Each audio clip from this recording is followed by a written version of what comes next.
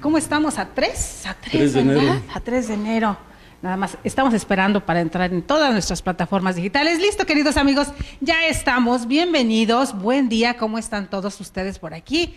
Un jueves más, hoy estamos de plácemes, queridos, quienes nos siguen desde hace tiempo en redes sociales, quienes nos siguen en el proyecto anterior, saben perfectamente a quién tengo aquí a mi lado. Es un placer enorme, queridos amigos, que el día de hoy esté con nosotros el doctor Jesús Salmerón Acevedo. ¿Quién no lo conoce? Historiador con una trayectoria amplísima dentro del periodismo, dentro de la locución, dentro de la historia.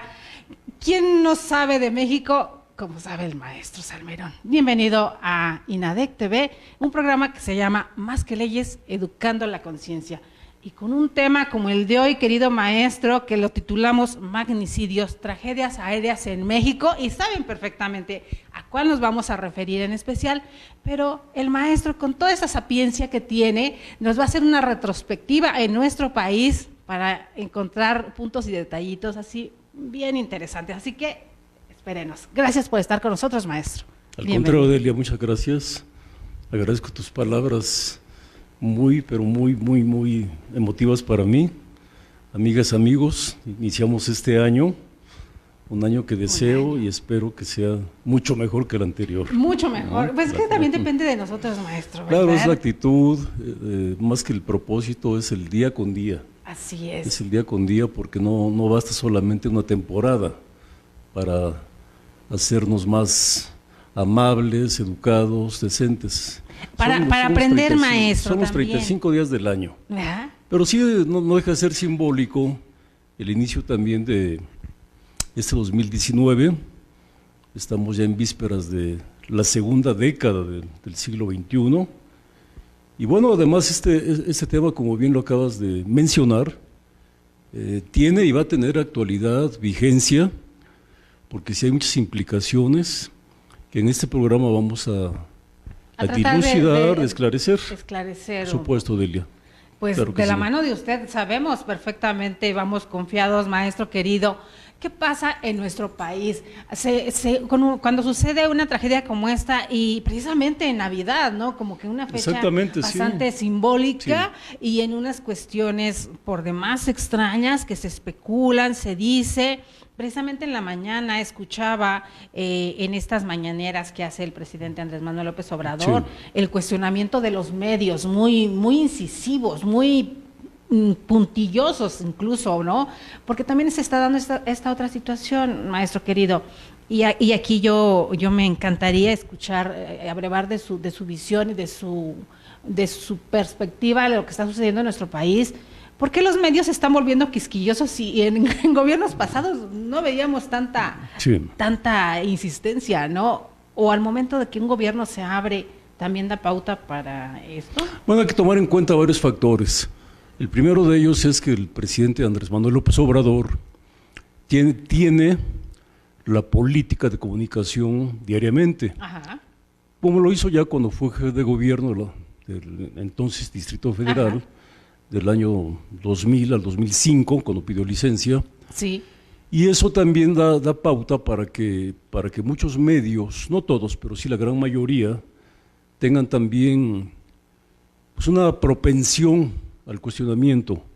Pero él también, yo considero que ha sido tolerante en eso, no deja ninguna pregunta sin respuesta. Eso es interesante. Sí, ¿usted ve las mañaneras de repente? Sí. Porque digo, sí, claro, ayer hablábamos con el director, el dueño de Criminogénesis, y es interesante porque salió sin querer que él también veía esas conferencias. Y yo le decía, ¿hasta qué punto nos ayuda al país el escuchar de primera mano del jefe de la nación? Claro, sí, es jefe de Estado y jefe de gobierno. Y entonces escuchar y prácticamente dictar la agenda diaria, ¿no? Sí, porque mira, las cosas. En los modelos anteriores fue a partir del régimen del presidente Miguel Alemán cuando se iniciaron las oficinas de comunicación social. Okay. Es decir, que fueron derivando en diferentes términos, pero finalmente era lo mismo: coordinación, dirección, vocero, relaciones públicas. Pero se llegó también a un extremo en que cada institución, llámese dependencia o empresa paraestatal, o gobiernos estatales o municipales, tenían ese aparato de comunicación, que ciertamente era muy costoso. ¿Por qué? Porque también se asociaba con una serie de publicaciones que muchas veces eran solamente, y eso lo vemos hasta nuestros días, Claro. solamente para halagar al gobernante en turno en el respectivo nivel en que se encuentre. El dictado de línea.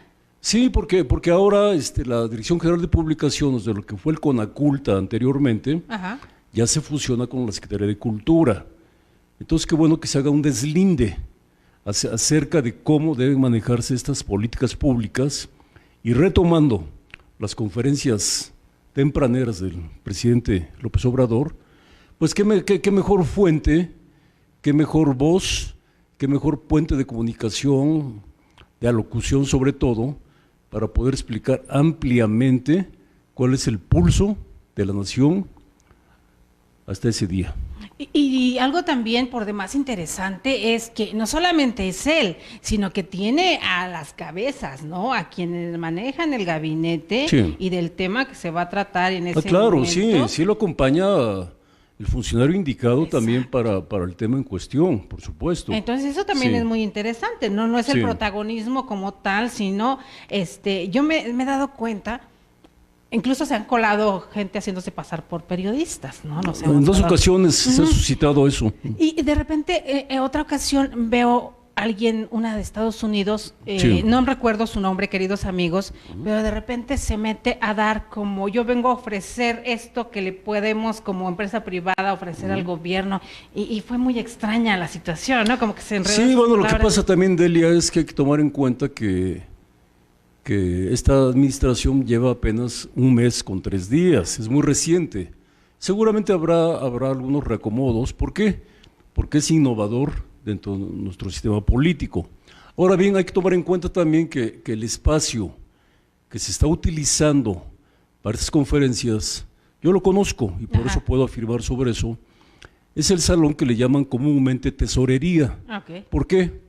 Porque en otras épocas ahí estaban las cajas recaudadoras de los impuestos para la Secretaría de Hacienda. Ahí es donde sonaba el tintineo de los... Sí, de hecho se conservan esas cajas. Ok. Esto se inauguró durante el régimen del presidente Zedillo y su nombre oficial es el Salón Guillermo Prieto. Ok. Y digo adecuado porque en primer lugar está en la planta baja, está orientado hacia la calle de Moneda. Ujú. Es un salón muy amplio, bastante cómodo para este tipo de eventos, Delia. Y también esa parte que también le dan a los medios, ¿no? La importancia, como bien lo dice usted, no es Sí. un lugar pequeñito, no es ahí en algún pasillo, es un salón- lugar establecido, Sí, es profeso para eso. exactamente. Porque anteriormente ese salón se ocupaba muy eventualmente, pues cada 4 o 5 meses o más, cuando había cenas de Estado. ¿Por qué? Porque generalmente esas cenas se celebraban en la planta alta, en el Salón Embajadores. Ajá. Pero repito, cuando se inaugura en el año... Conocedor del Palacio Nacional Sí, sí en lo- todos sus rincones, sí lo maestro. conozco. Eso, por Sí, eso sí, les Delia. digo, quédense queridos amigos, el maestro nos va a enseñar. Y entonces, a ver, perdón por la interrupción. Sí, Entonces, en el sí. salón embajadores se hacían La planta alta, Ajá. sí, ahí es donde tradicionalmente se utilizaba para 2 tipos de acontecimiento. Por un lado, la entrega de cartas credencial de los embajadores ante México. Ok. Y la segunda para cenas de Estado, es decir, del país que en su momento viniesen. Yo estuve, Estos por que ejemplo, veíamos en la televisión. y Sí, demás. igual, no sé, presencia europeos, Ajá. sudamericanos, centroamericanos. O las cenas norteamericanos. en septiembre y estas que se hacían. Fíjate que quiero hacer una precisión en A ver. eso. Esas cenas se hacían en el patio, Ah. en el patio central. Lo que pasa es que Palacio tiene muchos espacios que ojalá con esta apertura que existe ya para poder conocer lo que es un auténtico patrimonio Ajá. de la sociedad, un patrimonio auténticamente nacional, se conozca, por ejemplo, se visita el Museo Recinto a Juárez. Yo el año pasado tuve la oportunidad, en su onomástico, que es el 21 de marzo, Ajá. de dictar una conferencia en ese espacio. Ah, Pero sí vale la ok. pena un recorrido también por el patio Mariano, por ejemplo. Entonces usted es de la idea de que qué bueno que se abra el Palacio Nacional. Sí, y que se utilice para lo que se abra, pero también, Delia, con una acotación, diga. que exista alguien, no vamos en el rutinario plan de guía de turistas, Sí. sino alguien verdaderamente conocedor de nuestra historia, que pueda explicar los espacios, orígenes, trascendencia y sobre todo su interpretación a nuestra época, porque incluso mucha gente desconoce que adentro del Palacio hay una muy buena librería. Pues si no nos dejaban ni acercarnos a la pared. No, porque la entrada era solamente por la calle de Moneda, donde ha estado ubicada la primera región militar de la Secretaría de la Defensa Nacional. Entonces, por razones obvias, había un exceso de vigilancia. Y las vallas alrededor del Palacio. Lo que te menciono de la primera región militar, también pues persuadía a la gente para no acercarse, ni mucho menos entrar. Claro. Entonces yo que he estado en muchas ocasiones, como un civil, un ciudadano, yo veía realmente muy poca afluencia de visitantes, y menos quien les explicase algo. Hubo una temporada... O sea, uno entraba nada más a pajarear, como vulgarmente Sí, exactamente. se dice. Mira, en el régimen pasado, sí debo reconocer, porque estuve presente además, el primer martes de cada mes, por parte de la Secretaría de Hacienda, se organizaba un ciclo de conferencias. Pero eso era muy casual, era básicamente para la gente que iba pasando, porque no había difusión. O quien sabía, nada más. Sí, era muy restringido. Ajá. Sí, porque este salón, que insisto, está en el recinto Museo Benito Juárez, es un salón no demasiado grande, ni muy pequeño, yo le llamaría un término medio, con unos 180 asientos promedio, pero muy confortable. Sí, claro. Es decir, y además también, al ser de control militar en esa ala de Palacio, era exactamente el cupo. Ahí no se permitía que hubiese nadie de pie. Y te lo digo por experiencia propia, porque yo estuve ahí también como conferencista en varias ocasiones, independientemente del año pasado. Sí, claro. Sí. Ay, maestro, pues cosas tan interesantes que sabemos y que le vamos a pedir. Para hacer programas tenemos mucho tiempo por delante, maestro. Vamos ahorita a la parte que vamos a hablar de los magnicidios y esas tragedias. En la mañana, el cuestionamiento en la rueda de prensa del presidente Andrés Manuel López Obrador, el cuestionamiento era porque se están llevando estos... apenas recogieron, levantaron los restos del helicóptero otros países tengan que así que meter mano para poder tener credibilidad. ¿Por qué sucede esto en nuestro país, maestro? En primer lugar, porque la tecnología mexicana no tiene los alcances para poder esclarecer eso. Está rebasada. Punto número uno. La segunda también, y hay que decirlo como tal, es también la desconfianza que se genera en la población. ¿Por qué? Lo que nos han venido generando desde sexenios pasados. Porque también a partir de una tragedia de esta magnitud, que ya hablaremos de otras también, por supuesto, se genera una serie de rumores sin ningún sustento. Las especulaciones. Sin una base. Realmente se empieza por comentar la línea partidista de la persona o personas que fallecen en ese accidente, y de ahí empiezan las conjeturas. Y que se centran solamente en dos. Cuando... Sí, pero aquí lo que es importante, y quiero comentarlo también, es saber el origen de los Moreno Valle. A ver, empecemos por ahí. Sí, porque es muy pertinente. Claro. De repente vemos memes y vemos cosas que andan circulando en internet, pero a ver. Pero nomás se menciona al senador Rafael Moreno Valle Rosas y a su esposa, la gobernadora Marta Erika Alonso Hidalgo. Así es. Pero aquí hay un antecedente que, insisto, bien vale la pena para ti, para el público, para el público sobre todo, amigos, claro. Explicar lo siguiente. A ver. El abuelo paterno de él fue un médico militar con una especialidad de ortopedista. Se llamó igualmente Rafael Moreno Valle. Por eso el fallecido nieto lleva ese nombre. El Moreno Valle es un solo apellido. Sí, es compuesto. Sí, algunos piensan que son dos. No, ese es un solo apellido. Es Moreno Valle Rosas. Exacto. Exactamente. Sí, bueno, retomando el tema, cuando inicia el gabinete del presidente Gustavo Díaz Ordaz, a partir del día 1 de diciembre de 1964, este médico militar es designado secretario de Salubridad y Asistencia Pública, que tal era el nombre correcto de lo que ahora es salud. ¿En 1964? Sí, al inicio. ¿Apenas? Apenas, digo, perdón queridos, ¿por qué digo? Siglo pasado, 1964. Sí, pero perdón querido, pero para la fortuna tan inmensa de la que se presume que tienen los Moreno Valle, es muy poco tiempo, por eso dije apenas. No, pero lo que pasa A ver. eso, por eso quiero explicar A ver. precisamente, porque el abuelo de él duró muy poco tiempo en el cargo, duró muy poco tiempo, apenas se alcanzó los 2 años. Fue un sexenio, Delia, Ajá. en el cual hubo 3 gobernadores en el estado de Puebla. En 1960, en ese sexenio del 64. Sí, cuando él sale de la Secretaría de Seguridad, Ajá. hablamos del 67 y los 5 años subsecuentes. Ok. Cuando es desaforado, el abuelo del fallecido senador. ¿Lo desaforaron? Sí, entonces llegó a suplirlo en forma interina un señor de nombre Gonzalo Bautista O'Farrill. Lo que pasa es que Puebla, en aquellos tiempos, era un foco de una izquierda muy radical de la Universidad Autónoma de Puebla. Izquierda, lo que es ahora casi la derecha. Sí, bueno, pero izquierda. Ese tipo de problemas no solamente en Puebla. Claro, por supuesto. En Guerrero, en Durango, Ajá. tumbaron gobernadores literalmente, digo la palabra, Ajá. tumbaron ese tipo de problemas estudiantiles Ajá. de esa magnitud.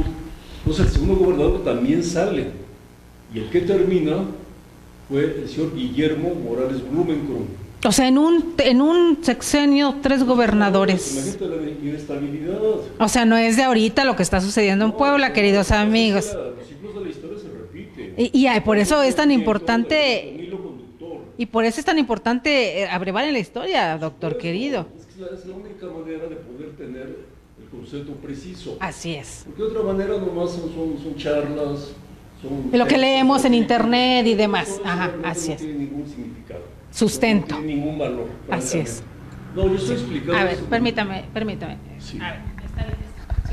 Estoy explicando en este momento los orígenes de los Moreno Valle, porque estamos partiendo de un sexenio muy convulso en Puebla, Así es. en donde ya dije, hubo 3 gobernadores, el tercero que ya mencioné, Guillermo Morales Blumenkron, él estuvo muy asociado precisamente a los medios de comunicación.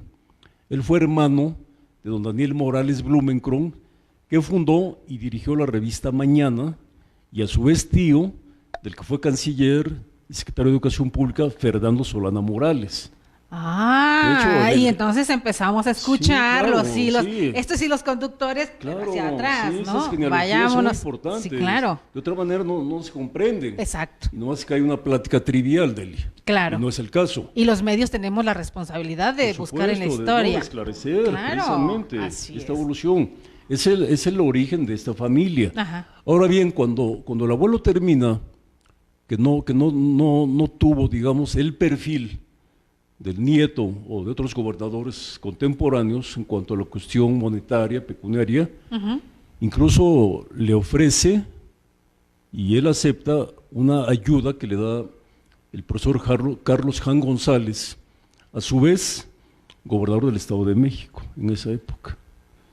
Desde entonces ya sí. estaban estos enlaces entre Puebla y Estado de México. Sí, lo que pasa es que, mira, las generaciones, y lo podemos ver en el gobernador actual del Estado de México, Ajá. sin que yo pretenda salirme del tema, Claro. pero es la tercera generación. Sí. Bueno, el abuelo fue gobernador, el padre fue gobernador, y ahora el nieto. Por eso decimos que los estados parecen virreinatos, querido. En gran parte ¿verdad? sí, en gran parte ¿Van sí. en sucesión? Sí, en gran parte sí. Bueno, y aparte de estados también los mismos gabinetes. Uy, Sí, por supuesto. se van heredando curules, Sí, ¿verdad? por supuesto, También. sí, claro. Y entonces... Y en la Suprema Corte también. Uy, ups, esos temas están pero calientes. Sí, doctor. bueno, los menciono porque son colaterales. no, claro, por No, supuesto. no es el propósito del programa. No. Pero sí son colaterales. a Pero todo esto. influyen demasiado de lo que sucede en el país. Sí, Deli. Sobre todo. Y entonces continuamos. Entonces iba entre perdón, se me fue el apellido. Jan González le brinda apoyo. Sí, Ajá. apoyo. Entonces él se dedica a la vida privada, a su consultorio, como ya lo dije antes, como médico ortopedista, y el padre de Moreno Valle, a su vez hijo del exgobernador, él se dedicó más bien al sector privado, y el más reciente cargo que él tuvo fue como presidente de la Fundación UNAM, que tampoco es un cargo menor. Claro, por No es un- supuesto. no es un por cargo menor. supuesto. Él sí tuvo la actitud de recibir la condolencia del presidente Andrés López Obrador, Ajá. cosa que no ocurrió con la familia de la señora Marta Erika Alonso. Que también ahí hay esa crítica que Andrés Manuel no quiso ir, pero no sabemos bien qué hay detrás toda esta situación. Bueno, lo que pasa es que, mira, el presidente tiene la facultad de elegir también. Por supuesto. O sea, no hay ningún ordenamiento, ni constitucional, ni reglamentario, que lo obligue a asistir, vamos. Por supuesto. Y más que en un clímax como el que se estaba viviendo en este momento. Él cumplió con el protocolo adecuado cuando envió a la señora secretaria de Gobernación, Sí. a Olga Sánchez Cordero. Claro. Entonces, bueno, no es necesario que el presidente asista, aunque también por el ambiente tan ríspido que se vive en Puebla, que estamos, insisto, también como en la época del abuelo, Claro, en los años 60, por supuesto. ¿sí? Estamos en una circunstancia parecida. Estas elecciones trucadas, estas elecciones que estuvieron bastante discutidas y peleadas, porque también parecía una sucesión, doctor querido. Digo, a final de cuentas, Erika no traía ninguna trayectoria política. No, mira, digamos la verdad. realmente ella era el instrumento político de él, porque la aspiración sobre todo era la presidencia de la República. Sí. ¿Y qué pasó? Que se desbordó muchísimo dinero en esto. Desde Anaya, ¿no? Porque por lo que yo me percaté, ¿se acuerda que Moreno Valle incluso publicó un libro y andaba por todo el país? Sí, yo vi promovió. desplegados hace un año, ¿se acuerda en Campeche? Que había desplegados hasta por Campeche del libro que anduvo promoviendo por todo. Era con un fin electoral, Por supuesto. digamos, así era la verdad. Mira, el aspecto de los libros no debe causarnos asombro porque muchísimos políticos lo ocupan como una plataforma. Recuerda cuando fue Liceo Peña Nieto a la FIL de Guadalajara, días antes de su toma de posesión, a presentar también un libro firmado por él. Es decir, hay mucho político, yo creo que las excepciones pues, las podemos contar de una manera mínima, Claro. que realmente han escrito sus propios libros ellos. Muchos tienen estos que vulgarmente, queridos amigos, se llaman negros en el argot, ¿verdad? Que Pues sabe sí, quién escriba y presta el nombre. Pagan la pluma. Como muchos periodistas. y- Ay, perdón. No, lo que pasa es que sí también hay gente que tiene la capacidad para hacerlo Ajá. y le llegan al precio.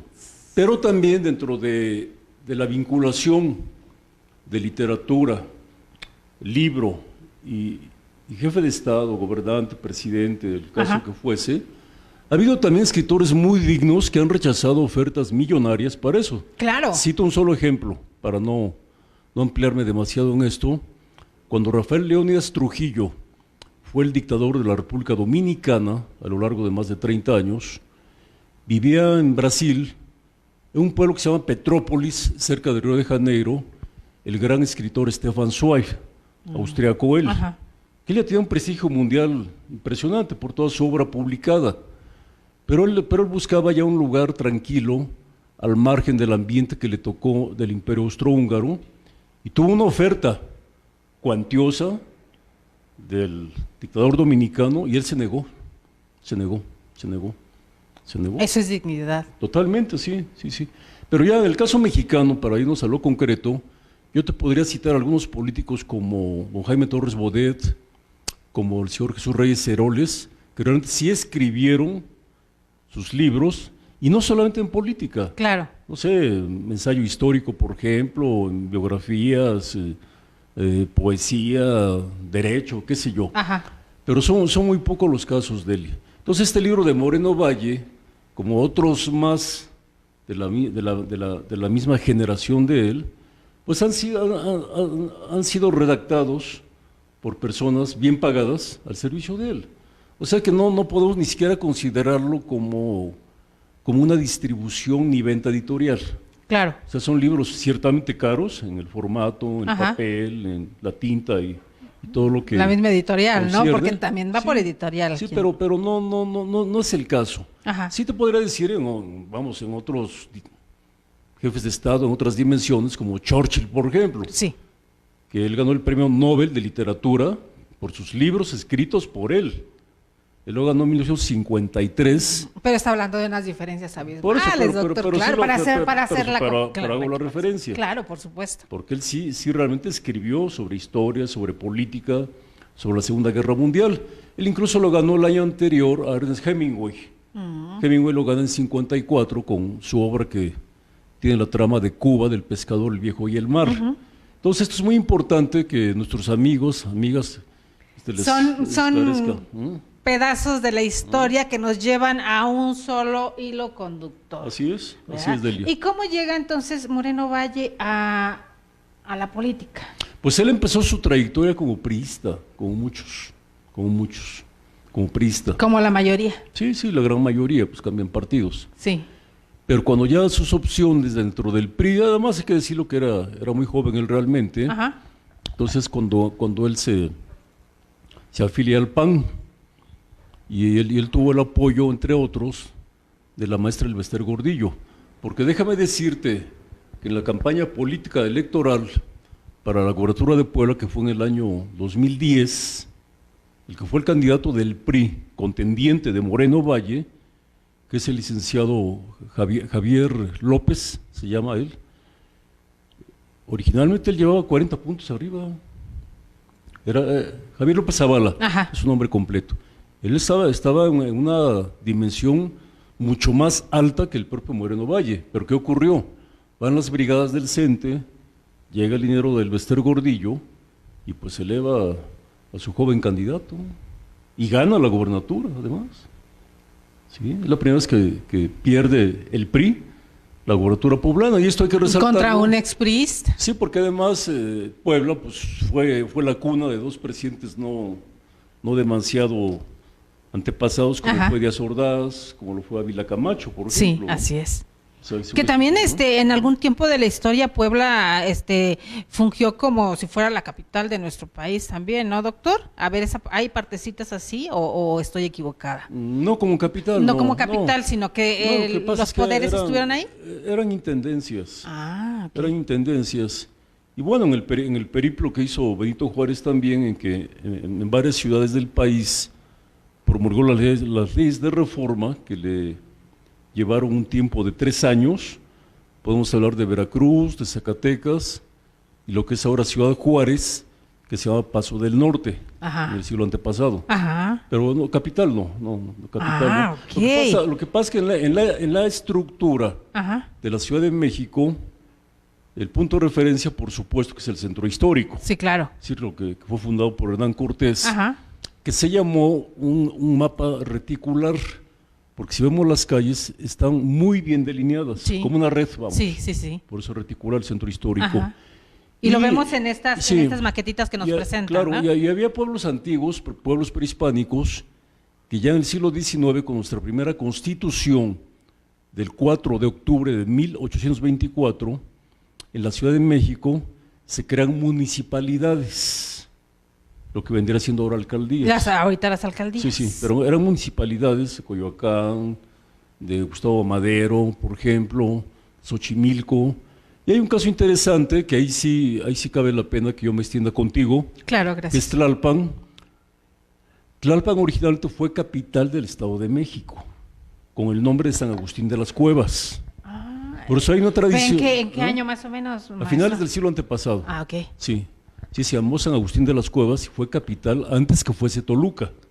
Eso sí hay que precisarlo a nuestro auditorio. Claro. Sí, hay que precisarlo. Ven, queridos amigos. Por eso son datos hasta la fecha para hay, anotar. Ajá. hay un templo, por supuesto, católico en Tlalpan, que lleva el nombre de San Agustín, y hay una feria que hasta la fecha, el día 28 de agosto, que es el onomástico de San Agustín, se celebra esa feria. Que lleva varios siglos, Delia. Sí. Estamos hablando ya Desde la época de la colonia. Por Sí, supuesto. sí. Entonces, en ese caso sí aplica esto hasta la reforma, que fue en 1928, la reforma de la Ciudad de México, en que ya se crean delegaciones. Pero también hubo otra reforma en el régimen del presidente Echeverría, donde esas delegaciones geográficamente se configuran de otra manera, de tal manera que son las 16 que conocimos a lo largo de 40 años y que ahora son alcaldías. Ha sido la evolución. La evolución. Sí.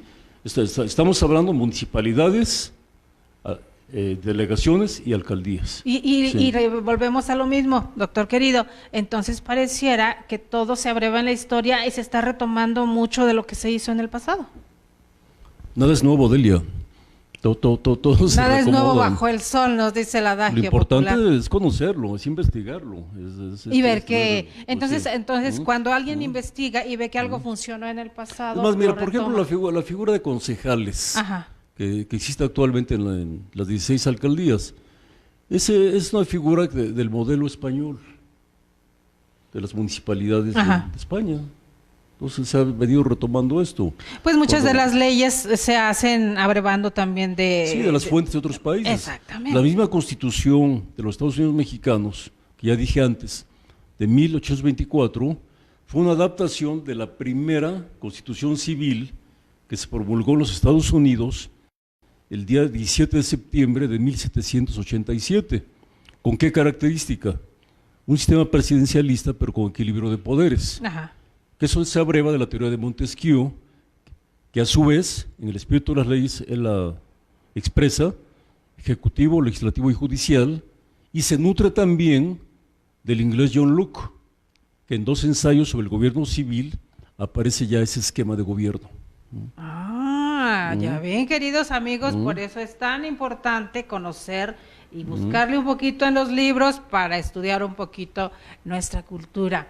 Y volviendo al caso de Puebla, Sí. maestro querido, ¿en qué momento, digo, todos los que ahorita nos enteramos y veíamos esas aspiraciones del exgobernador y todo el mundo habla de fortunas multimillonarias, impresionantes y demás, ¿en qué momento se hacen de todo esto? Porque de repente vemos políticos Sí. que en 2 sexenios ya tienen multimillones y multicasas y Es demás. cierto, mira, pero una de las formas más usuales en este tipo de gobernantes es a través de la obra pública.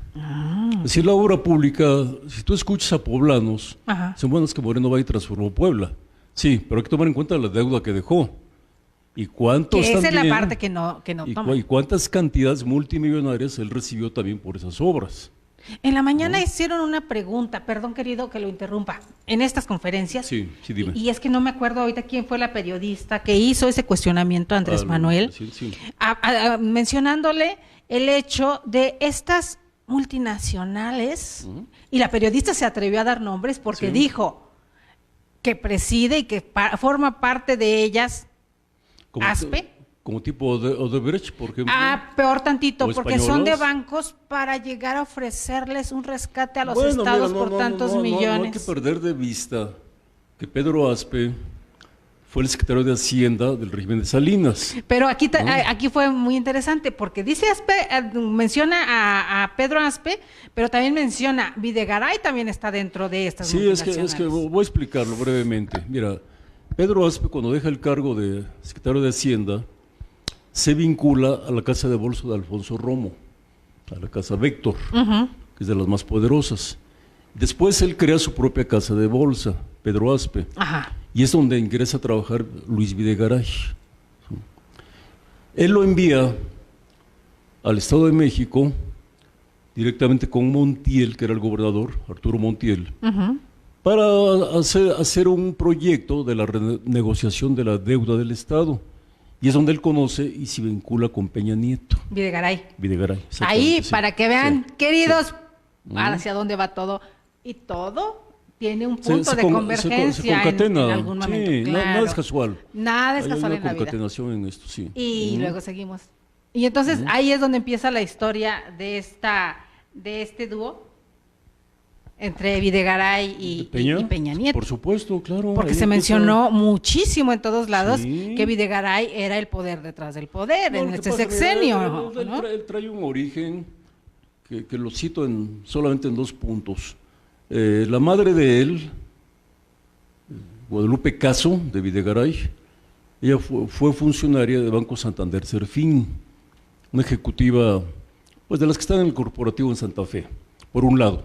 Estamos hablando ya de un origen Por supuesto, familiar. por supuesto. Y la otra también, que él estudió en el ITAM, que fue el semillero durante 4 sexenios, de que los egresados formaban los cuadros de los diferentes gabinetes. Claro. Desde Miguel de la Madrid, Salinas, Cedillo, y todavía con Peña Nieto, muchísimos, eran egresados del Tecnológico Autónomo de México, Y no es nada casual que hace 2 años, precisamente el propietario de esa institución educativa, Alberto Bayeres, dueño de Peñoles, de GNP, Palacio de Hierro, haya recibido la medalla de Belisario Domínguez. O sea, que para muchos fue un cachetada, ¿no? ¿Con qué mérito civil? Exacto. ¿Con qué mérito ético? Claro. Solamente que pues había un grupo de itamitas, que fueron los que lo propusieron, y prácticamente pues, le ordenaron al Senado que se le condecorara a él. Por eso el cuestionamiento en la mañana al presidente Andrés Manuel era sobre esta cuestión,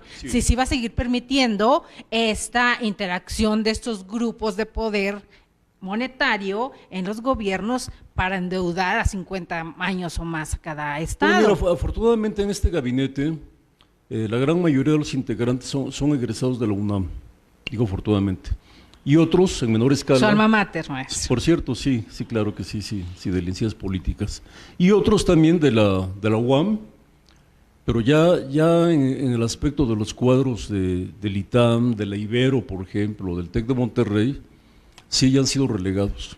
Pero además, digo, eso no debe causarnos asombro, porque tienen las suficientes relaciones para irse a otros países o ciudades como Nueva York, como Londres. Y seguir haciendo sus negocios. Sí, claro, en plan de financieros en los mercados de capital. Al conocer estas entretelas, entonces uno se da cuenta más cómo estaban las cosas armadas. Bueno, lo que pasa es que es una red de contubernios. Exactamente. Por supuesto. No puede existir si no hay contubernio. Yo creo que por eso también ahí, y aquí me voy a meter una bronca, queridos, pero por eso el cuestionamiento tanto a José Antonio Midcuribreña, ¿no? Sí. De el estar en tantos gobiernos y que hace poquito viene a dar sus opiniones respecto a cómo está funcionando el gobierno actual. Y dice, oye, espérame, si estuviese 4 sexenios metido y ¿por qué no te diste cuenta antes de eso? No, y a nivel secretario de Estado tiene todo un récord él. Y al haber estado en la serie de crédito público, digo, pues más. Sí, bueno, pero además ahí es doble porque fue con Calderón y lo fue con Peña Nieto en Hacienda. Exacto. Además estuvo en energía también con Calderón, estuvo en Relaciones Exteriores, estuvo en la Secretaría de Desarrollo Social. Y entonces para esos endeudamientos de estados y demás, ¿quién tuvo que darse cuenta de estas situaciones? Pues por él pasaba todo. Queridos amigos, perdón, ya, no, aquí nos van a venir a cortar el programa, no es cierto, maestro, no es cierto. Entonces sigamos, porque estábamos con las tragedias aéreas y ya nos fuimos por otros lados. Pero se vincula. Pero todo está vinculado, ¿verdad, maestro? Claro, sí, pero sí, vamos a entrar ya de lleno a esta situación, porque esto que pasa en el país nos dice, no es de ahorita el que Puebla esté inmerso en esta vorágine de cuestiones, pero también no es nuevo en el país este tipo de magnicidios, tragedias. Usted que es el experto en el tema, denos un poquito de luz. ¿Qué ha sucedido en nuestro país? Algo tan fuerte como que vino también a simbrarnos. Sí, mira, tenemos que remontarnos necesariamente al origen de la aviación en México para poder tener una mejor comprensión. A ver. Es decir, los llanos de Balbuena, en donde se ubica ahora la colonia Jardín Balbuena, ya estaban lejanos al centro de la Ciudad de México, por eso era su nombre, Llanos de Balbuena. Ahí lo más cercano que había... Allá por la Tapo, por allá, para ese lado. Lo más cercano que había era una escuela de tiro de la policía de la Ciudad de México, y aparte donde está ahora la Cámara de Diputados de San Lázaro, estaba la empresa de alimentos enlatados de don Clemente Jacques. Él fue un empresario... ¿Era la primera? No la primera, ¿era una de ellas? Primera, pero sí en la zona, me refiero. Perfecto. En la zona, sí. Porque ahí se le llamaba la garita de San Lázaro. Era una especie de aduana, vamos. Entonces, don Clemente Jacques llega a México allá por 1894, ya con esa visión de modernizar la alimentación a través de la latería, que hasta la fecha perdura, con sus descendientes. Y era lo único que estaba cercano a los llanos de Balbuena. Se conocía con un nombre totalmente propicio, que era un campo de aviación. O sea, no había pistas, no había torre de control, no había otro tipo de infraestructura. Y fue un señor de apellido Braniff, de las familias poderosas del Porfiriato, quien inicia tanto la Casa del Automóvil, lo que es ahora la Casa del Lago, en Chapultepec. Ahí fue originalmente... ¿La Casa del Automóvil? Un club automovilistas Fifís.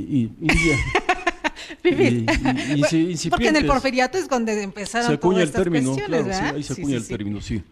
Entonces en Valbuena se utiliza ya para aeroplanos modestos, por supuesto, y hay que señalar que el día 30 de noviembre de 1911, el primer presidente, no solo de México, sino hablo a nivel mundial, que se sube para dar una vuelta ya en el espacio aéreo fue Francisco I. Madero.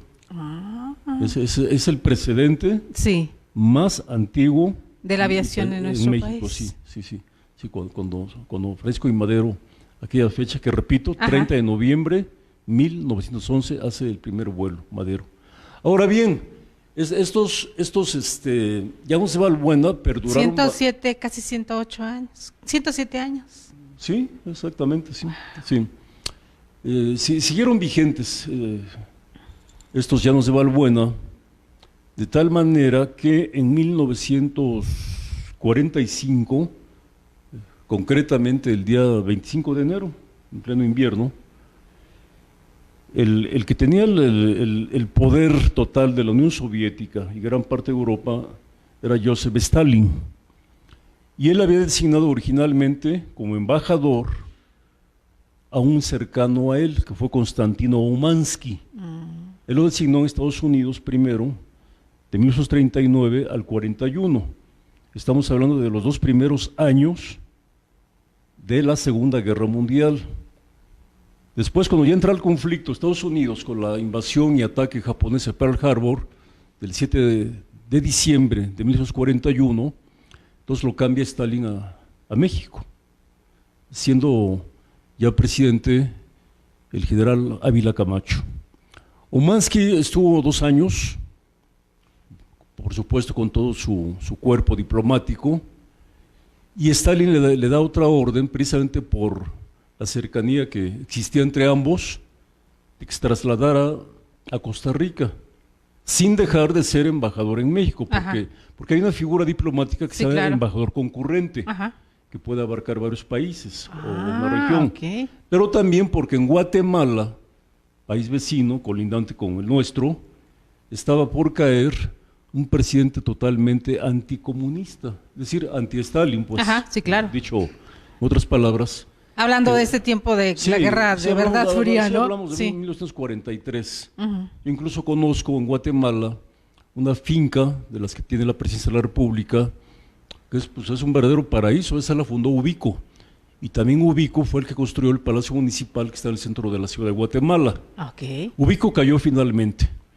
Entonces esta orden de Stalin a Umansky hace que él prepare, junto con su esposa, 3 colaboradores, y evidentemente el piloto y el copiloto, el vuelo para San José, Costa Rica, y él pide permiso al gobierno mexicano, básicamente a la Secretaría de la Defensa Nacional, cuyo titular era el general Lázaro Cárdenas. Después de haber sido presidente Cárdenas, por la contingencia de la Segunda Guerra Mundial, y cuando el presidente Ávila Camacho le declara la guerra al eje Berlín-Roma-Tokio, que obviamente pues era Hitler, Mussolini y el emperador Hirohito del Japón, entonces pues tenía que nombrar a un general experimentado, y qué mejor que Cárdenas. Él ocupó ese cargo la mayor parte del sexenio de Ávila Camacho, secretario de la Defensa. Para la historia, queridos amigos, para anotar en la historia y aprender un poquito más. No, con mucho gusto, aquí lo compartimos. Gracias, maestro. Bueno, el caso está que pide el permiso correspondiente y efectivamente el secretario de la Defensa de México le presta un avión militar. Entonces hacen los preparativos del vuelo, como ya lo dije antes, para el día 25 de enero de 1945. Lo que pasó fue que el despegue fue muy temprano, en un horario también invernal. Con mucha bruma. Fue a las 5:45. ¿Cómo nos amanece en estos días? 5:45 de la mañana el despegue del avión, y pues cayó inmediatamente, ahí mismo en el llano de Valbuena. Ahí muere Umansky, muere su esposa, mueren 3 diplomáticos, el piloto y el copiloto. Se salva una señora rusa y otro pasajero, pero esa fue la primer tragedia vinculada dentro de la aviación con la política en México. De ahí podemos partir, realmente. ¿Y el conflicto que se causa con Rusia, fíjate que no fue tanto? No hubo conflicto porque, al contrario... Lo asumieron como lo que fue un accidente. Al contrario, se habían reanudado las relaciones. ¿Por qué digo la palabra reanudado? Porque México las había tenido antes con la Rusia zarista. Pero cuando cae el zar Nicolás II, en 1917, se suspenden, porque entonces ya el Estado que gobierna fue la Unión de Repúblicas Socialistas Soviéticas.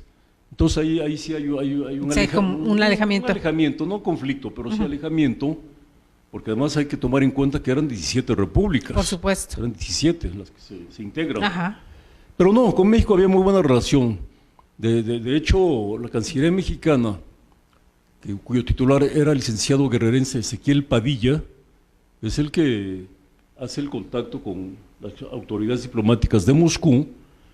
Entonces incineran a Umansky, a su esposa, y por supuesto les hacen también un homenaje aquí en nuestro país. Homenaje de Estado. Las otras personas que fallecieron fueron sepultadas en el Panteón de Dolores.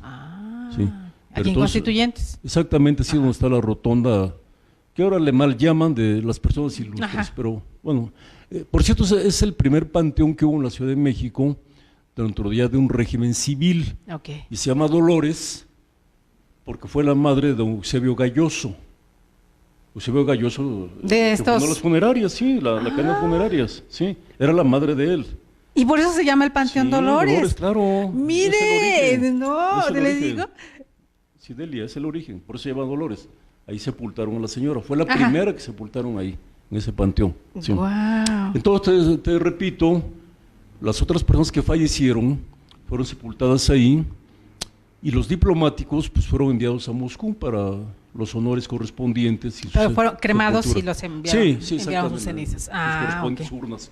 Pero sí, en el homenaje simbólico, no puedo dejar de citar que en Tacubaya, donde hasta la fecha está la embajada rusa, se hizo también años de No, pues sí. Sí, era muy joven, sí.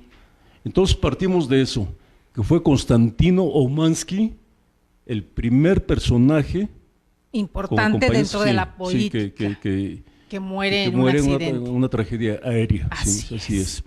Después de esto, Delia, llega el día 26 de septiembre, otro mes muy lluvioso, del año de 1949, y un avión que traía una ruta desde Chiapas, originalmente Tapachula, Tuxtla, Ixtepec, Oaxaca, después la capital de Oaxaca, a la Ciudad de México, se estrella en el volcán Popocatépetl. Y ahí muere el político que era muy poderoso por su cercanía con el presidente Miguel Alemán, y que además él detentaba doble cargo, porque era senador de la República por el Estado de México, y además él tenía bajo su responsabilidad pues un organismo que después se convirtió en CONASUPO, que fue la Comisión Nacional del Maíz. De ahí el sobrenombre que tenía Ramos Millán, el apóstol del maíz, porque él era el titular de esa comisión. Sí. Ahora nomás como un agregado pertinente, debo decir que ahí murió también Blanca Estela Pavón, muy joven ella, una actriz nacida en Minatitlán, compañera de Pedro Infante en varias películas, y el padre de ella también falleció ahí. También fallece en ese accidente. Murió también el pionero del cine mexicano, el historiador Salvador Toscano, que fue el abuelo de las historiadoras que viven, Alejandra y Carmen Moreno Toscano. Que antes eran más figuras de renombre, políticos, gente encumbrada los que utilizaban este servicio, ¿no, maestro? No era tan común. Era muy restringido. Mira, este avión que comentamos era de la Compañía Mexicana de Aviación. Ahora, en el caso de Oumansky, retrocedo un poco, era un avión sumamente probado también en cuanto a su mantenimiento, en cuanto a su fabricación y calidad. ¿Por qué?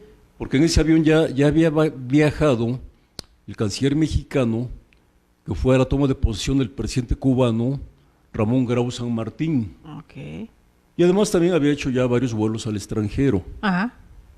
Es decir, no estamos hablando de una improvisación, porque también el general Miguel Enríquez Guzmán, que fue candidato a la presidencia por el PRUM en 52 contra el candidato del PRI, ¿Qué era Adolfo el Ruiz PRUM? Cortines. El PRUM fue un partido que significaba Partido Revolucionario de Unificación Nacional. Sí, fue un opositor Sí. a Ruiz Cortines, además de gran talante, Enrique Guzmán. Él hizo una gira a Sudamérica por muchos países en ese mismo avión. Ok. O sea que aquí aunque parezca muchas veces especulativo, pero sí, el accidente puede ser también muy propicio, ¿eh? Por O sea, supuesto. puede. Y además, si, repito, hablamos de un invierno en donde el avión despega, cuando todavía está la bruma del amanecer, donde no Ajá. hay luces, pues se estrelló originalmente contra las alambradas que había. O sea, apenas se acaba de levantar al espacio aéreo cuando cae inmediatamente. Ajá. Hubo algunas versiones también que nunca faltan. En este Claro, tipo de la casos, especulación, sí. de que había sido también el exceso de menaje de los muebles de Konstantin Ajá, sí, Umansky. Pero realmente ya los dictámenes... porque también al que le encomienda el presidente Ávila Camacho la investigación fue al subsecretario de la Defensa Nacional, que era el general Urquizo, que era el segundo de Lázaro Cárdenas en la Sedena. Y no fue tanto el homenaje, fue realmente las condiciones del clima, también la limitación de un campo aéreo, Claro. un campo de aviación. Y que obviamente los que saben de esa parte, los que saben de motores y demás, saben que no son las mismas condiciones de un motor. Pues no, en porque diferentes te reitero, climas, ya por ese avión supuesto. había sido ya Así es. muy probado. Claro. De hecho, aparte el canciller que ya mencioné, Ezequiel Padilla, también viajó de La Habana a México el propio presidente cubano, grabó San Martín en ese Ajá, avión. en ese avión. Sí, o sea que estamos hablando de una aeronave en condiciones óptimas. Claro, óptimas. contrario a lo que ahorita le están achacando algunos medios al fabricante Augusta de los helicópteros, ¿no? Que supuestamente se han caído muchos. Que es de origen italiano. Claro, Sí. y que hablan de 150 accidentes en un lapso muy corto. Sí, pero retomo bueno, lo que ya dijimos claro. antes, hay mucha especulación en Claro, torno a sí, eso, sí, mucha sí. especulación. Y ya los especulación. peritos, los peritos darán su veredicto en su momento adecuado, ¿no? Por supuesto. Nos guste o claro, no nos guste el por supuesto. veredicto que nos den. Claro. Y ya después de ahí, Bueno, después querido, de ahí, mira, ya se inaugura el aeropuerto que ahora se conoce como Benito Juárez, en la Ajá. Ciudad de México. Esto ocurrió ya en el régimen del presidente Adolfo Ruiz Cortines, en el año de 1953. Sí, En esa época existía la Secretaría de Comunicaciones y Obras Públicas. ok. Lo que es Que- ahora de que- comunicaciones y transportes. Sí, que después se separó. Sí, claro. Sí. Y el que fallece fue presidente del secretario, fíjate, fue el titular. Sí, el ingeniero Carlos Lazo. Curioso. Sí. Esto fue en 1955 en el antiguo Vaso de Texcoco. Ahí cae el Donde avión. iba a ser el nuevo aeropuerto. Sí, en esa Para- zona, Ay, exactamente, sí, ahí cayó el avión. Carlos Lazo, además, antes de ocupar este cargo gubernamental, fue el superintendente de las obras Ajá. de la construcción de la ciudad universitaria. O sea que estamos hablando de un ingeniero muy prestigiado. Claro, por supuesto. Entonces, y con a mucho él- renombre, a él lo sobre todo sustituye conocido. un ingeniero potosino de nombre Walter Buchanan, que después fue ratificado. Buchanan como el whisky. Exactamente, Ah. sí, ese Ajá. mismo término, sí. Y él fue ratificado por el presidente López Mateos para continuar su sexenio en ese mismo cargo. O sea que estuvo del 55 al 58 y del 58 al 64. Ahora bien, después de esto también se suscita otro accidente que tiene implicaciones. No, está bien, está bien. Implicaciones periodísticas y políticas, fíjate. A ver. Esto fue en la Sierra de Mamulique, Nuevo León. Es donde muere el famoso periodista Carlos Septién. Pero es que él iba con un grupo de periodistas. Él representaba al Universal para Sí. su correspondiente reportaje. Ajá. Iban a la inauguración de la presa Falcón, que está en el límite de Tamaulipas con Texas, y pues que fue llevada a cabo por parte de los gobiernos de Estados Unidos, representado por el presidente Dwight Eisenhower, y por México el presidente Ruiz Cortines. Que ya en algún momento nos hablará también de ese tema de las aguas tan importantes en Sí, esta sí, parte, claro, pero con ese mucho es gusto, en otra para ocasión. otro Sí. programa, queridos amigos. Sí, en otra ocasión, con Ah, mucho sí. gusto, claro, Deli. Sí. Entonces ahí se estrella el avión en la Sierra de Mamulique, y ahí no hay sobrevivientes. Carlos Septién era muy joven, era un periodista que tenía 38 años apenas. Sin embargo, dejó una obra muy valiosa, tanto en libros como en reportajes, en artículos, en Crónica Taurina. Y él además fundó... Y por eso el referente de él en el periodismo. Sí, él también fundó la revista que sigue vigente para el Partido de Acción Nacional, que se llama La Nación. Pero al margen de aspectos partidistas, él lo hace como periodista. Ok, punto. sí. O sea, no hay otras implicaciones. Son referentes solamente. Y en el año de 1969, otro mes muy lluvioso también, el día 4 de junio de aquel año, en el Pico del Frailes, muy cercano a Monterrey, se estrella el avión donde muere don Carlos Madrazo, con su esposa. El papá de Roberto Madrazo. Sí, exactamente, sí. Igualmente, pues era un personaje que ya había tenido una trayectoria a pesar de su juventud, porque él muere a los 52 años. Muy joven pero también. Ya había sido gobernador de Tabasco. Claro. Había sido también integrante de esta Estamos bien, maestro. agrupación de los Camisas Rojas que fundó Tomás Garrido Canaval en Tabasco. Y ahí fue yo creo que ha sido el accidente de mayor especulación en México. Y que hasta la fecha todavía vemos muchos, se ha escrito mucho sobre ello, ¿no? Sí, bastante, muchos han retomado el tema, claro, los libros con esta conspiraciones, ¿no?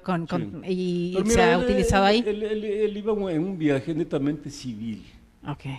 Podríamos decir incluso hasta familiar. Ellos iban a ser padrinos de una boda en Monterrey. Con Carlos y doña Graciela.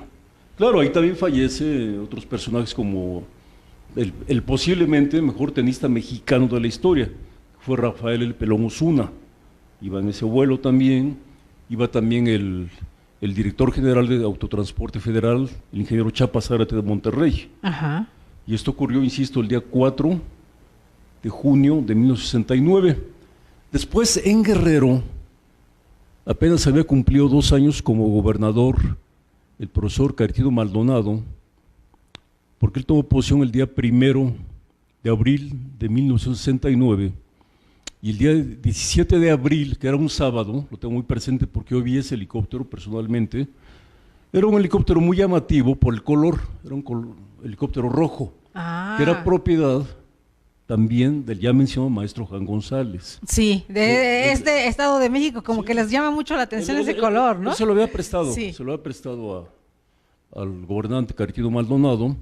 Él había estado durante la mañana en la región de Tierra Caliente en una gira, básicamente en Arcelia, Ciudad Altamirano, y le aconsejaban por los vientos de Xochipala, que está entre Chilpancingo con la ciudad de Iguala, que mejor hasta el día siguiente volar a la Costa Chica, porque tenía un compromiso de inaugurar un cine en Ometepec el domingo 18 de abril del año que ya mencioné. Sí, claro. Pero él insistió en volar esa tarde y cayó precisamente en esta población de Xochipala, que pertenece al municipio de Zumpango del Río, que ahora se llama Zumpango de Neri, en honor del prócer Eduardo Neri, cuya medalla es la equivalente que otorga la Cámara de Diputados en honor, digamos, de un personaje que tenga alguna trayectoria cívica en nuestro país.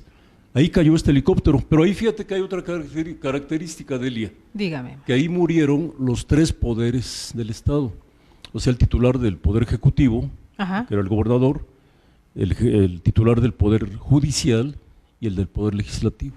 También, sí. ¿Iban en el mismo...? Sí, en el mismo helicóptero. ¿Y ahí...? Sí, en Xochipala cayeron. Wow. Sí, ahí cayeron, sí. Ahí. No, pues ahí encontraron los restos hasta las 4 de la tarde del día siguiente, pues es una zona muy complicada. Sí, claro, de sierra, hablando de Guerrero, no es cualquier... Está muy cerca de donde se elabora una artesanía muy famosa que se llama Xalitla, que son pinturas que se hacen... Pueden ser objetos de barro, o pueden ser en vegetales, qué sé yo.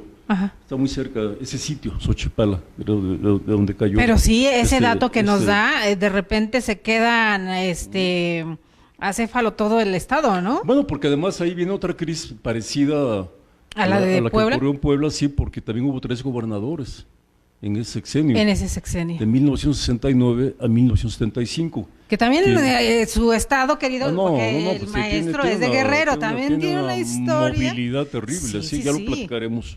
Ya en otra ocasión. En otro programa.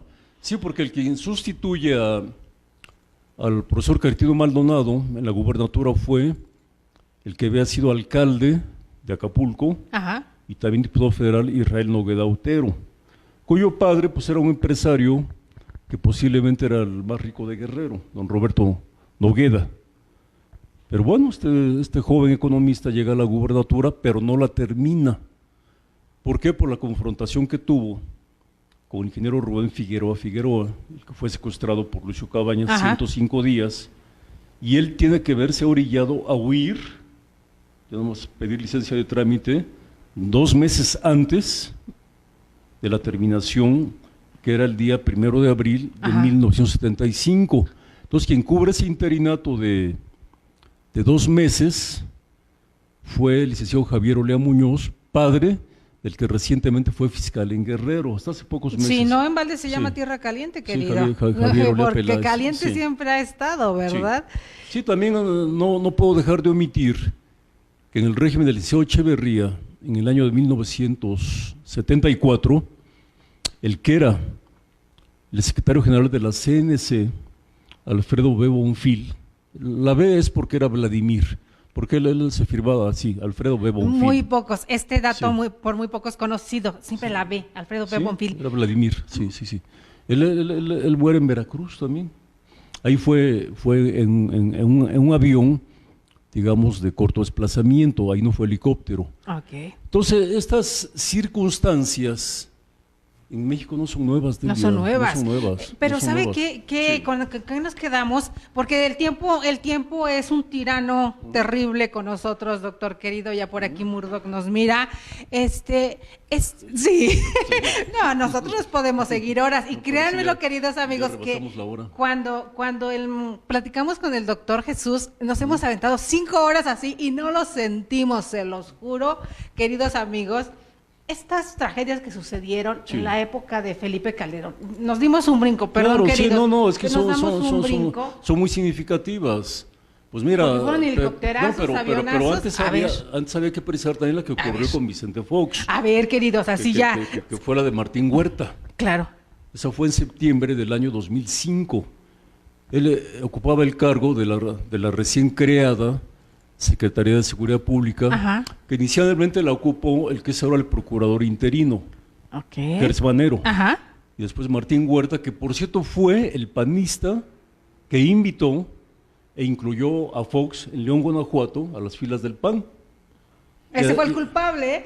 Sí, bueno, él fue el que lo motivó, el que lo entusiasmó, el que lo persuadió de que ingresara al PAN. Fox era un empresario. Y Corrodi fue el que le ayudó a juntar los recursos. Esa es otra cosa. Bueno, es que ellos fueron compañeros claro, con Coca-Cola. Sí. Pero además hay un dato que quiero precisar aquí, breve, pero vale la pena, que de la primera esposa de Vicente Fox, Lilian de la Concha, el único del gabinete o de su círculo cercano a Fox, tanto empresarios como políticos, el único que no le negó su amistad fue Ramón Martín Huerta, a Lilian de la Concha.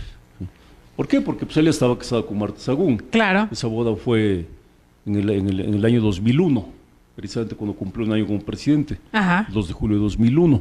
Entonces, antes de entrar al régimen de Calderón, sí quise hacer esta acotación. Claro. Que también el régimen de Fox ocurrió también en helicóptero. También el helicóptero. Eso fue en Whisky Lucan, porque se dirigía de la Ciudad de México al penal de La Palma, en esa época se llamaba Almoloya. Sí, es lo que le decía Almoloya. Hacer una inspección, y pues cae una barranca de Whisky Lucan, ¿sí? Y se tardaron también un buen rato para encontrar. Para detectar el rescate y todo lo que implica eso, porque es curioso que estos accidentes han ocurrido generalmente, no todos, pero generalmente en épocas de lluvias, fíjate. Y de brumas. Sí, además. Así es. Y ya en el régimen de Calderón, el día martes 4 de noviembre del año 2008 es cuando cae el avión donde viajaba Juan Camilo Muriño, pero también venía otro personaje de mucho peso, sobre todo en la lucha contra el narcotráfico, que fue José Luis Santiago Vasconcelos.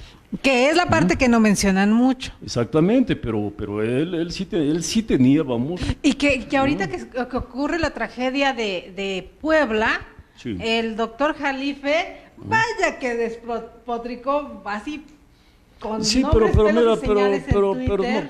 pero no se trata de despotricar. Exacto. Aquí de lo que se trata es el apego al rigor histórico. Ajá. Ya alguna ocasión te comentaba en otro programa que la historia tiene 3 fuentes fundamentales. Pero recuérdenlas, esas 3 fuentes. Sí, son los documentos, los testimonios y los vestigios.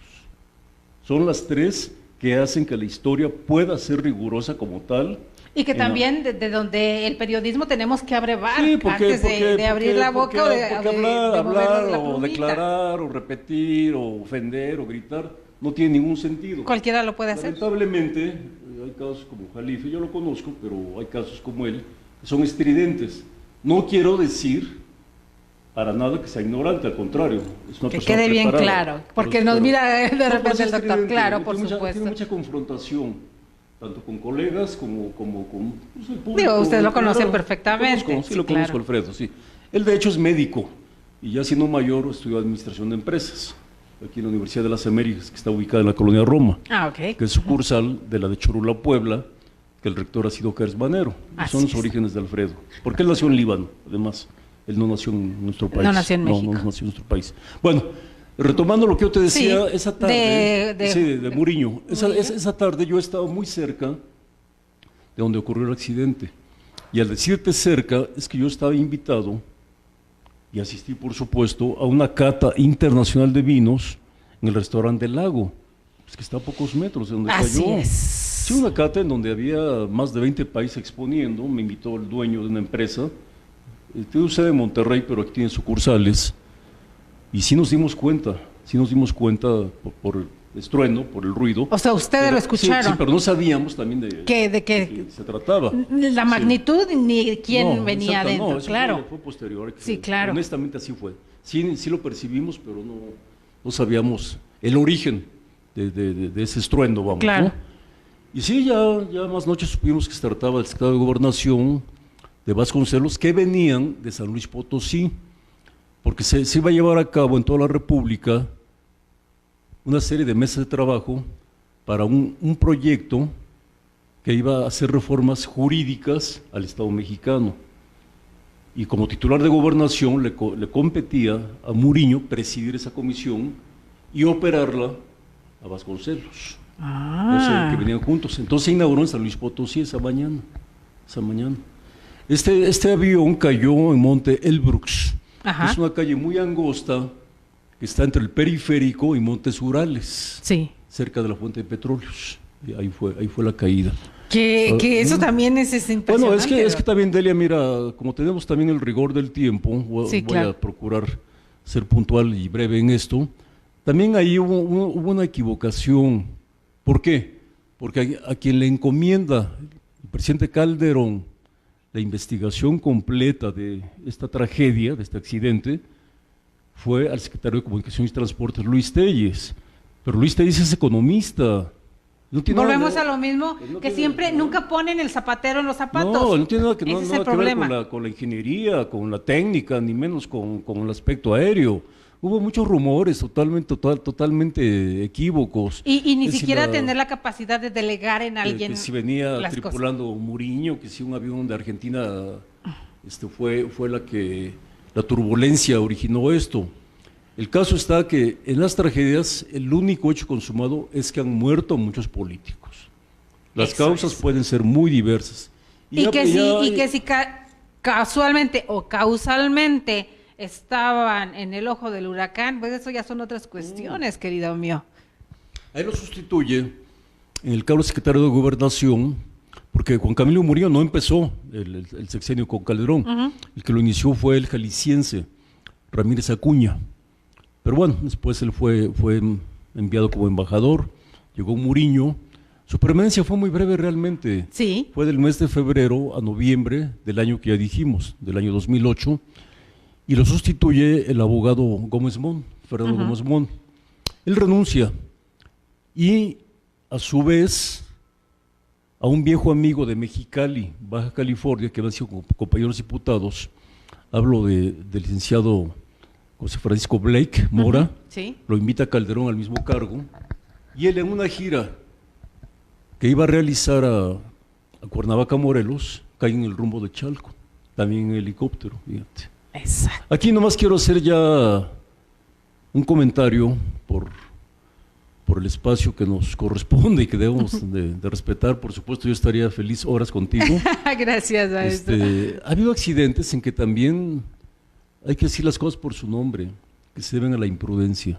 Sí. ¿Y por qué lo digo? Porque me consta. Mira, en el mes de abril de 1980, era el día 20 de aquel mes, la licenciada Silvia Hernández, que era directora del CREA, Ajá. yo trabajaba ahí en esa época, Okay. la conozco. Sí, sí, sí. Ella tenía que hacer un viaje a Querétaro, que es su tierra natal. Sí, mi paisana. Entonces, ella invitó a varios funcionarios.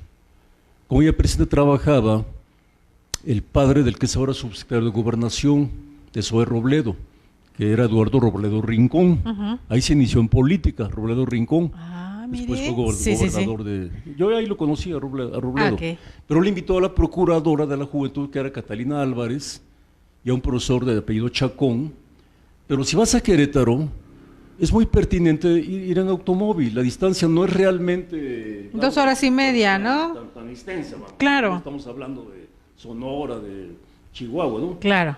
Pero la señora rentó un aerotaxi y apenas se levantó el aerotaxi y cayó en un taller mecánico de la colonia Moctezuma. Silvia salvó la vida, pero con muchas quemaduras. Estuvo en tratamiento mucho tiempo en Houston y en otras ciudades. Y otro abogado de nombre Mariano Lemus, que él sí tuvo quemaduras en la cara muy severas, y los ya fallecidos que te comento, Catalina Álvarez, el profesor Chacón, más el piloto, por supuesto, ¿no? Por supuesto. Y un joven que estaba dentro del taller mecánico, porque el taller tenía techo de lámina. Ajá. Entonces, sin deberla ni temerla, este joven pues, cae el avión y pues, ahí fallece. Claro. Pero sí, estos acontecimientos Que a veces son por que imprudencia. que están matizadas por 3 elementos, que es el objetivo y propuesto del programa: la política, las tragedias aéreas y las conjeturas. Mi propósito, Delia, ha sido esclarecer contigo y ante nuestro auditorio también, público, claro. cuál ha sido el origen en México de estas implicaciones aéreas, como ya lo dije, con Madero, con Umansky, con Madrazo y demás, y también tratar siempre de aportar la verdad histórica referente a estos hechos consumados. Y dejar de lado las especulaciones que en absoluto ayudan a nuestro país y menos en las situaciones que estamos viviendo. Complican más eso. Pues queridos amigos, ¿qué les digo? El tiempo se nos va rapidísimo. Por aquí tenemos saludos, maestro, doctor querido. Ahora escuchamos con Por mucho aquí gusto. lo mandaste saludar la maestra Ana Laura Sánchez Montiel. Sí. Gracias, Ana Laura, un besote. Mafalda Galicia, Matilde, nuestra querida química, farmacéutico, bióloga, Sí. que también ha estado por aquí. Un saludo muy grande. Sí. Benjamín Kumanduk Chupé, nuestro maestro querido, el maestro Benjamín Kumanduk Chupé estuvo hace 8 días mañana en Viernes de Cultura. Sí. Él es ese trompetista, reside más en Nueva York, en Europa. Ya sabe que nuestros Sí. talentos a veces los Emigran, reconocen más claro, en sí, otras partes así del es. mundo. Maestro querido, un abrazo. Edna Hernández, nuestra Sí, querida sí, la Edna. conozco también. Edna, debiste haber venido y traer un vinito, pero no. Y Evelyn Lerma, hasta Querétaro, desde Durango para el mundo. En Querétaro está mi querida Evelyn Lerma. A todos nuestros amigos que estuvieron conectados, que sabemos que todos los días están conectados por aquí. María Antonieta, por favor, Almadilia Canseco, Nirvanara, Diana Fernández. A todos, perdón queridos, se me van los nombres, pero maestro, nos miran en diferentes partes del mundo y les Sí, Delia. agradecemos infinitamente porque de verdad desperdiciar una clase de historia como las que nos acaba de regalar nuestro querido Jesús Almerón Acevedo. Maestro, un placer de verdad y un honor que haya aceptado estar con nosotros y que esperemos que pronto nos brinde otra vez el placer de su presencia. Bueno, por lo pronto, Delia, debo decirte que es un magnífico inicio de año. Pero además Excelente. también, con mi propósito que tú conoces mejor que nadie, de compartir el conocimiento. Sobre todo Pero eso, siempre con el queridos apego amigos. que ya lo dije antes, el apego histórico. El no, rigor. No con la especulación. Así es. Ni plagiar tampoco, no es mi estilo, jamás, jamás. Recomendable el maestro Y Salmerón. vamos, estos temas que tienen circunstancias también que impactan, por supuesto, no solo a la población mexicana, sino en otras latitudes, sí es mi obligación profesional como periodista como politólogo y consultor también, Y como historiador. venir a este espacio Claro. para expresar realmente cómo ha sido esta secuela histórica, como ya lo dije, desde 1911 con Madero hasta el día 24 de diciembre de 2017, Delia. Muchas gracias. Con lo que sucede en Puebla. Muchas gracias, maestro querido. Pues ahí queda para tomar nota, para analizar, para compartir, para volver a ver el programa, porque la joya que nos acaba de regalar el doctor Jesús Almerón Acevedo, de verdad, queridos amigos, es de agradecerse. Y esta es la parte que desde el Instituto Nacional de Desarrollo Jurídico pretendemos llevar a ustedes. El programa Más que Leyes, Educando la Conciencia, se trata de esto, de lograr esta conexión con quienes saben, los conocedores de temas, los especializados, los que traen toda la academia, que lo compartan con nosotros. Un programa más en jueves, se los agradecemos infinitamente. Ya saben, el día de mañana tenemos cultura y el día de mañana por aquí va a estar con nosotros nuestra querida Hernández, nos trae a Son de Barranca. Son de Barranca estará con nosotros en cultura, así que por favor los esperamos mañana en punto de las 11. Soy Delia Linares Alvarado, tengan un jueves extraordinario. Y como dice el maestro, llevamos una semana así, a gustísimo, a comenzar bien el año. Hoy terminamos un 3, muy a gusto. 3 de enero. Un 3 de enero. Bien. Señores, nos vemos el día de mañana. Tengan una tarde excelente.